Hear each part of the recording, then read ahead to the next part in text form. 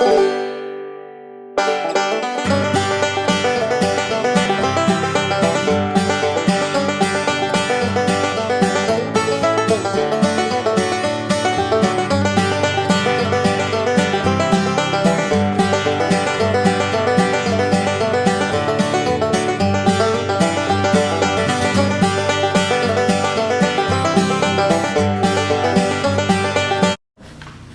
have a couple of questions. Glad to see Jeff and Mike's here. Mike, who did you purchase your gravel from? Mountain Enterprise, Where's that at? Mountain, all do. And yeah, where do you purchase yours from? Double A limestone, which is Hanson, and also now it will be Mountain Enterprise, because they bought out Rushy and Stone Court. So you're purchasing from the same place that he is? Yep. Same company, but different location. Same company, different locations. The gravel the same? No, Huh? down over, where he can, here's the coated rock. Huh? It ain't white. It's the same rock, it's all state approved, there's only one street of limestone in eastern Kentucky, and they can sit there and tell what kind of BS they want to. The state of Kentucky has to approve every rock for it before they can sell the first piece of rock. Matter of fact, the last rock he got come from Brushy Creek Stone, he just don't realize it. All the Bill Trucking delivering rock, and that's where it comes from. So, if my rock's bad, his rock's bad. You say it's all state approved? It's all state approved, everything. That answer my question. I did call Mountain on that, and Jeff said it all comes out one file. Mountain here did say, yes, it all comes out one file. Okay. There's not a number one grade, there's not a number two grade. You can drive to any quarry down there that you wanna go to, they're gonna have one pile 57, one pile 2, and one pile 40. Okay, with that being said, and if you all have more comment, you're certainly welcome to have more comment, but my questions were answered. With that being said, I'd ask that I be able to address the court on a matter that I feel needs to be looked at. Given the fact that they both stated that the gravel that they're selling and that they advertised or answered our invitation to bid to sell gravel to the county, it's basically coming from the same place and both state approved. I asked the court to revisit the opening of the bids from the last meeting. Substantial compliance with the advertisement shall be considered. Orange County has the right to reject any and all bids and to determine which bids are in substantial compliance. Substantial compliance is a legal term that means, you didn't get all the way there, you almost got all the way there, but it's close enough. So, it's a layman's evaluation of the term substantial compliance. So it's from a legal standpoint, it would be my advice to the court that if you make a determination that Big Sandy Stone is in substantial compliance with the terms of the bids, and I would submit to you for purposes of this argument that they are, given the nature of the fact that the gravel are all coming from state approved rock quarries, then I'd ask you to reevaluate these bids and award them to the lowest bidder. It seems that Big Sandy Stone was lower on limestone number 2, number 8, number 57. Place 1 and 2 don't think there's a tie on it. Yeah. So with that being said, I'll answer any questions they may have, but I really have no more to say on the matter. You can make a ruling that there's been substantial compliance with the terms of the bid request and award the lowest bidder in each category to the competitors as we did last year. Bids already been awarded last week. So that's considered a contract once it's awarded. Well, they can be awarded to another person, and I specifically asked the court to address this issue. Now, if you want to rebid it, you can do this, but now if you want to back up and revoke my bid, that's fine with me, because that's considered a breach of contract. Okay. Whichever one you want to do, it's fine. If you all want to rebid it, that's fine. And I don't think we But need to you go all, back. you all wrote the bid specs, and that's what everybody's supposed to go by. KRS says when you put a spec in there, if you put the gravel's got to be pink, that's what the bidder's got to meet.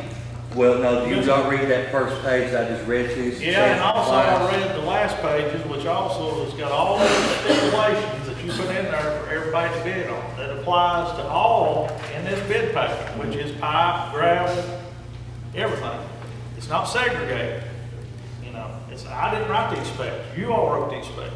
You know, you can't, after you bid it, you can't come back and say, well, we didn't do this because we didn't like the specs we wrote. If you want to rebid it, that's fine with me. It's up to the court wherever you want to do. You can stay where you're at, you can award them to the lowest bidder, or you can rebid them. I submit to you though that, from a standpoint of the court, that, you know, at this point in time, we'll have to rebid them. It's gonna be, something that you'd have to incur the cost of, and you'll go another month before you have, an approved, gravel person. We'll be put into a position where we'll pay more for gravel from a higher bidder because of a technicality over whether they're state-approved gravel. But, you know, I'm so done with this gravel stuff. I mean, you know, honestly, I've spent more than enough time on this. We just need to do something, but I can't see spending taxpayer money and going with a higher bid. When we're all up here trying to save money and cut corners and do right by the taxpayers, why in the world would we pay more for gravel when it's all coming from the same spot? And so we need to move on with this and not boil it to death. Let's either let Jeff charge the taxpayers more over a technicality over whether somebody's state approved or not. I've read you the right in the specifications were covered. It says that substantial compliance can be a determining factor, so we can go there. You can award the bid to Mike on the items of gravel that he was cheaper, and continue to award it to Jeff on the items that he was cheaper, or you can do as Jeff has suggested, which is reject all the bids and rebid them.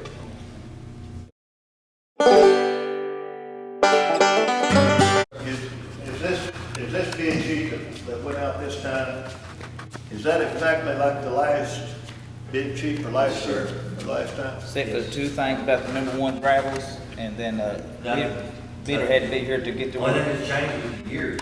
Yeah.